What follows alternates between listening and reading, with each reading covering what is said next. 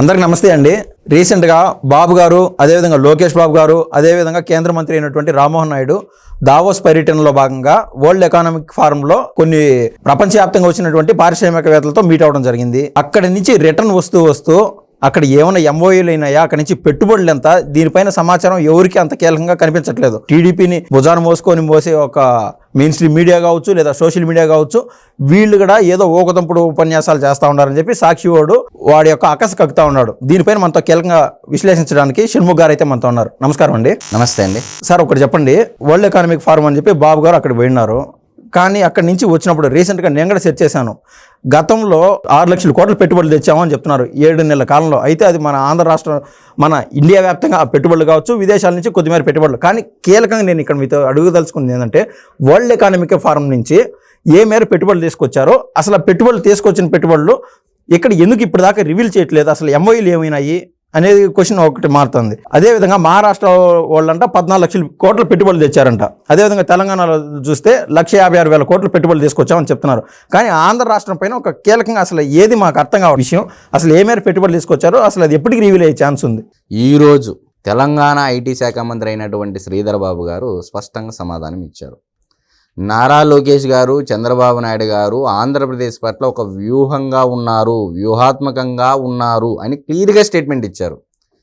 నేను పక్క రాష్ట్రమైనటువంటి తెలంగాణ ప్రాంతం కూడా నా ప్రాంతమే, అన్నదమ్ముల్లాగా ఉన్నాము. ఇప్పుడు నేను అనౌన్స్ చేస్తే కంపారిజన్ వస్తుంది, కంపారిజన్ వస్తే తెలంగాణలో అది కూడా నా రాష్ట్రమే అని చెప్పేసి ఒక పెద్ద మనసుతో ఒక పెద్దరికంగా బిహేవ్ చేశారు నారా చంద్రబాబు నాయుడు గారు, నారా లోకేష్ గారు ఇద్దరు. మరి ఇప్పుడు అదేవిధంగా మహారాష్ట్ర ముఖ్యమంత్రి అయినటువంటి దేవేంద్ర ఫడ్నవీస్ గారు కూడా ఒక స్టేట్మెంట్ ఇవ్వడం జరిగింది. మహారాష్ట్రకు ముంబై ఉండొచ్చు, కానీ ఆంధ్రప్రదేశ్కి చంద్రబాబు నాయుడు గారు ఉన్నారని చెప్పేసి ఒక స్టేట్మెంట్ ఇచ్చారు. మరి ఆయన ఒక కమ్మ సామాజిక వర్గమా దేవేంద్ర ఫడ్నవీస్? మరి తెలంగాణ ఐటీ శాఖ మంత్రి కమ్మ సామాజిక వర్గమా? శ్రీధర్ బాబు బ్రాహ్మణ సామాజిక వర్గం. మరి వీళ్ళు కూడా స్టేట్మెంట్ అంటే చంద్రబాబు నాయుడు గారు క్లియర్ కట్గా ఒక వ్యూహాత్మకంగా అడుగులు వేస్తూ ఉన్నారు. గతంలో ఇదే గూగుల్ కంపెనీ ఏపీలో పెడతామంటే ఇదే గూగుల్కి ట్వీట్లు చేశారా లేదా, మెయిల్స్ పెట్టారా లేదా గుర్తుందండి. ఏపీలో ఏ విధంగా జరుగుతుంది, ఏ విధంగా అని చెప్పేసి వైఎస్ఆర్సీపీ పార్టీలో ఉన్నటువంటి కొంతమంది మెయిల్స్ చేశారా లేదా?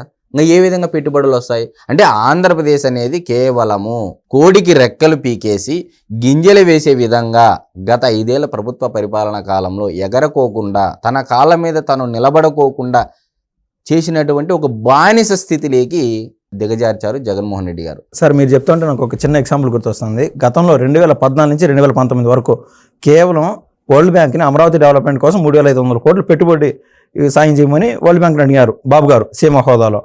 అప్పుడు కూడా ఆకాశ రామన్ ఉత్తరాలు రాశారు, అప్పుడు ప్రతిపక్షంలో ఉన్నటువంటి జగన్మోహన్ రెడ్డి అండ్ టీం. ఇప్పుడు కూడా 10,000 కోట్ల పెట్టుబడులు అడిగితే వరల్డ్ బ్యాంక్ని దీనికి కూడా ఆకాశ రామన్ ఉత్తరాలు అంటూ రాశారు. కానీ వాళ్ళు ఎవరైనా అంత మేర పెట్టుబడులు పెట్టేవాళ్ళు ఆటోమేటిక్గా చెకప్ చేయాలి కదా. వీళ్ళు రాసిన ఉత్తరాలకు ఆ టీం ఇక్కడికి వచ్చి పూర్తి స్థాయిలో చెకప్ చేసి అంటే 15,000 కోట్లు శాంక్షన్ చేస్తాము, మాకు అమరావతి పైన సంపూర్ణమైన నమ్మకం ఉంది, సెల్ఫ్ డెవలప్మెంట్ ప్రాజెక్ట్ అని చెప్పి వాళ్ళు ముందుకు వచ్చారంటే మీరు చెప్పేదాన్ని బట్లో వీళ్ళు ఏదైనా ఒక డెవలప్మెంట్ చేస్తూ ఉంటామంటే అడ్డుపుల్లు వేసే మార్గానికి పొంచి ఉన్నారు వీళ్ళు. ఎస్ అండి, ఖచ్చితంగా దాంట్లో డౌటే లేదు. గతంలో యూట్యూబ్ వాళ్ళకి కనుకైతేనేమి యూట్యూబ్ అకాడమీ ఇక్కడ పెడతాము అని చెప్పేసి అన్నా కూడా వాళ్ళకి మెయిల్స్ చేశారు, ట్వీట్లు పెట్టారు, ఎక్స్ వేదిక చాలా చేశారు. ప్రపంచ బ్యాంక్ మీరు ఇందాకన్నట్టు రీసెంట్గా హడ్కో రుణం కూడా టిడ్కో ఇళ్ళకి సంబంధించి దాదాపు కొన్ని వేల కోట్ల రూపాయలు ఇవ్వడానికి ముందుకు వచ్చింది. మరి ఇన్ని పరిస్థితుల్లో నేపథ్యంలో భాగంగా గత ప్రభుత్వ పరిపాలన కాలంలో జగన్మోహన్ రెడ్డి గారు తీసుకున్నటువంటి నిర్ణయాలు, జగన్మోహన్ రెడ్డి గారు అమలు చేసినటువంటి పాలసీలు, వీటి వల్ల అంటే బిడ్డ చచ్చిన పురిటి కంపు వాసన పోలేదు అన్నట్టు జగన్మోహన్ రెడ్డి గారు చేసినటువంటి ఈ నిర్ణయాల వల్ల ఈ పొద్దుడికి కూటమి ప్రభుత్వము ఇబ్బందులు పాలవుతూ ఉంది. ఎందుకంటే ఏదో రూపాయి 2 రూపాయలు లేకపోతే 1,00,000 కోట్లు 2 లక్షల కోట్లు 3 లక్షల కోట్లు కాదు. అక్కడ తెలంగాణ రాష్ట్రంలో కూడా ఏం చెప్తా ఉన్నారు రేవంత్ రెడ్డి గారు, కేసీఆర్ గారు దాదాపు 7 నుంచి 8 లక్షల కోట్ల రూపాయలు అప్పు పెట్టి చేసి వెళ్ళిపోయాడు 10 ఏళ్లలో. ఇందుకోసమా మనం తెలంగాణను తెచ్చుకోండేది, ఇందుకు ఒక కుటుంబం ఆధిపత్యం కోసమా తెలంగాణను తెచ్చుకునేది అని చెప్పేసి అక్కడ రేవంత్ రెడ్డి గారు ఉపన్యాసం ఇస్తున్నారు. మరి ఇటువంటి నేపథ్యంలో అంటే గత ప్రభుత్వ పరిపాలకులు చేసినటువంటి నిర్ణయాలు, పాలసీల వల్ల రాష్ట్రాలు కుదేలైపోయినటువంటి పరిస్థితి ఆర్థికంగా. మరి ఇప్పుడు ఈ ఆర్థికంగా ఈ కుదేలైన నేపథ్యంలో స్పష్టంగా నిన్న కూడా చంద్రబాబు నాయుడు గారు ఒక స్టేట్మెంట్ ఇచ్చారండి. పథకాల విషయంలో సంక్షేమం గురించి ఏదైతే చెప్పారో కమిట్మెంట్స్, కూటమి ప్రభుత్వం తీసుకున్నటువంటి కమిట్మెంట్స్ ఏవైతే ఉన్నాయో సూపర్ 6లో భాగంగా అవి అమలు చేయాలి అంటే నేను అమలు చెయ్యను అని చెప్పట్లేదు. తొందరగా అంటే కొన్ని నిధులు సమకూర్చుకొని, ఇప్పుడు అమరావతికి నిధులు ఇచ్చారు కేంద్రము, పోలవరానికి నిధులు ఇచ్చారు కేంద్రము, మరి చాలా ప్రాజెక్టులకు సంబంధించి నిధులు ఇచ్చారు. ఆ నిధులన్నీ ఇటు జగన్మోహన్ రెడ్డి గారి మాదిరి మరల్చి ప్రజలను కేవలం ఓటు బ్యాంకుగానే చూసే పరిస్థితి నేను తీసుకురాను. ఈరోజు 15% కానీ ఉండింటే గ్రోత్ రేటు ఈరోజు అన్ని అమలు అయ్యేటివి. జగన్మోహన్ రెడ్డి గారు తీసుకున్నటువంటి నిర్ణయాల వల్ల కంట్రోలర్ అండ్ ఆడిట్ జనరల్ ఇచ్చినటువంటి నివేదికల మీద కనీస శ్రద్ధ లేకోకుండా మేము పట్టిన కుందేలకు 3 కాలన్న విధంగా గత 5 ఏళ్లలో పరిపాలన చేసినటువంటి జగన్మోహన్ రెడ్డి గారు ఇప్పుడు ఏమని సమాధానం చెప్తారు? ఆయన పాటికి ఆయన వెళ్ళిపోయాడు, లండన్లో చిల్ అవుతా ఉన్నాడు. ఇప్పుడు వడ్డీ కట్టాల్సినటువంటివి ఎవరు? గతంలో మద్యం మీద దేశమంతా ఒక పానీపూరి బండి వ్యక్తి కూడా ఈరోజు PhonePe, Google pay, UPI payments జరుపుతూ ఉన్నారు. మరి ఇది మద్యం షాపులు ఎందుకు పెట్టలేదండి? అంటే చాలా విషయాల పట్ల చంద్రబాబు నాయుడు గారు గత 40 సంవత్సరాల రాజకీయ చరిత్రలో ఎప్పుడు చూడనటువంటి పరిస్థితి ఈరోజు నెలకొంది. ఎందుకంటే ఏ విభాగం చూసినా అవినీతి, రికార్డ్స్ అన్నీ తగలబెట్టడము జరిగింది ప్రభుత్వం అయిపోతానే. చాలా శాఖల్లో చూసాము. అంటే ఎందుకు జరిగింది ఇదంతా? ఇప్పుడు చంద్రబాబు నాయుడు గారు క్లియర్గా ఇప్పుడు 6 నెలల్లోనే ఎవరికి తెలియకుండానే ఇప్పటి వరకు అంటే బయటికి చెప్పకుండానే 6 నెలల్లో అంటే దాదాపు 6 నుంచి 7 నెలలు 7 నెలల లోపలే 6,36,000 కోట్ల రూపాయలు పెట్టుబడులు తేవడం జరిగింది.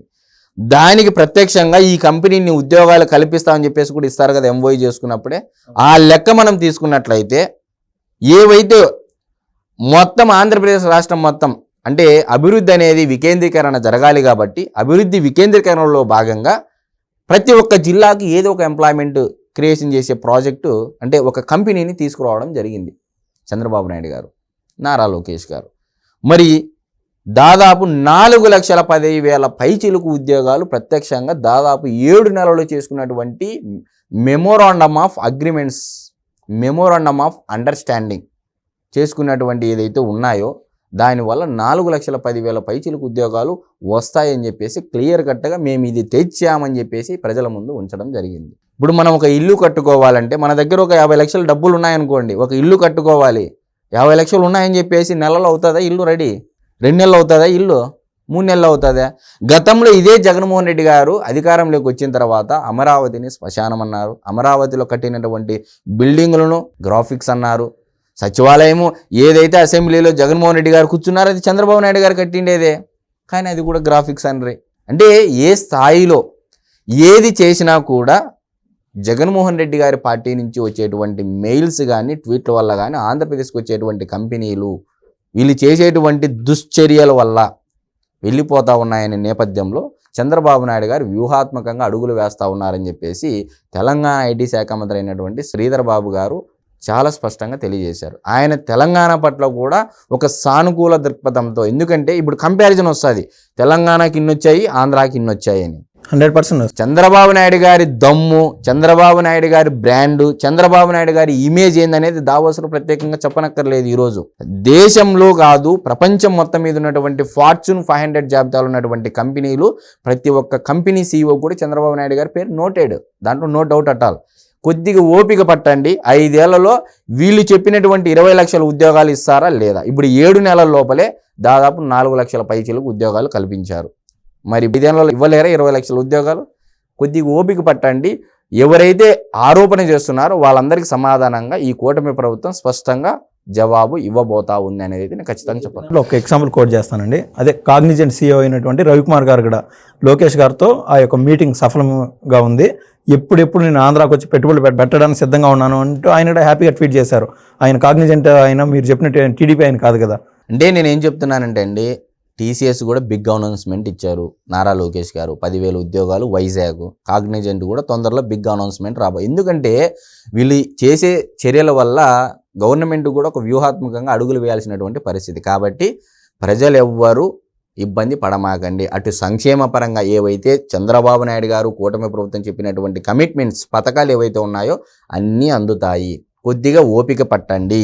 సార్ మీరు ఇందాక మనం డిస్కషన్లో ఆఫ్ ద కెమెరా డిస్కషన్లో చెప్పినట్టు ఆర్బీఐ కూడా హద్దులు పెట్టినది ఫ్రీ బీస్ పథకాలు పంచుకుంటా. రీసెంట్గా కేవలం 40% ఎక్కడి నుంచి అప్పు చేస్తే 40%కి మించి ప్రజా సంక్షేమానికి ఖర్చు పెట్టకూడదు. ఏదైనా ఇన్వెస్ట్మెంట్ ఉంటే అమరావతినో పోలవరమో దీర్ఘకాలిక ఉపయోగాలకు అనుకూలంగా ఉండేట్టుగా అంటే పెట్టుబడులు పెట్టండి అని ఆర్బీఐ కూడా హద్దులు పెట్టి. చాలా మంది జగన్మోహన్ రెడ్డి గారి మాదిరి అంటే రాష్ట్రానికి కేంద్రం ఇచ్చినటువంటి నిధులు ఏవైతే ఉన్నాయో ఖజానాలు వేసుకొని బటన్ నొక్కే పని ఒక సామాన్య ఆఫీసులో పనిచేసినటువంటి గుమస్తా కూడా చేసేటువంటి పనే. అది జగన్మోహన్ రెడ్డి గారి వరకు అవసరం లేదండి. ఏదో అప్పు చేసి పప్పు కూడా అన్నట్టు కేంద్రం ఇచ్చే నిధులను తీసుకొని వచ్చి ఖజానాలో ట్రెజరీలో పెట్టుకొని బట్టలు నొక్కడం అదేం పెద్ద పని అండి? ఏ శాఖ మనం చేయకూడదా పని? జగన్మోహన్ రెడ్డి గారే చేయాలా? సంపద నువ్వు క్రియేట్ ఎలా చేయగలుగుతావు అనేది నీ యొక్క తెలివితేటలు, నీ ప్రతిభ, నీ పార్టీ యొక్క సిద్ధాంతం బేస్ చేసుకొని చేయాల్సినటువంటి పరిస్థితి. అది ఎక్కడ కనపడింది గత 5 ఏళ్లలో? కేవలం ధనార్జన, మూలధన వ్యయం ఎంతైనా ఖర్చు పెట్టారండి. మూలధన వ్యయం అంటే కూడా తెలియని వాళ్ళు చాలామంది ఉన్నారు ఈరోజు కూడా. మరి అది లేనప్పుడు 15% గ్రోత్ రేట్ లేనప్పుడు పథకాలు ప్రజలకు అర్థమయ్యే విధంగా చెప్పాలి. ఖచ్చితంగా ఇస్తామని చెప్పడం జరిగింది. ఇప్పటికే చాలా ఇంప్లిమెంట్ చేశారు. ఇంకొక 5 నెలల్లో ఆ 4 నెలల సమయం ఇవ్వండి, అన్ని ఇంప్లిమెంట్ చేసేస్తాం. ధన్యవాదాలండి. నమస్తే.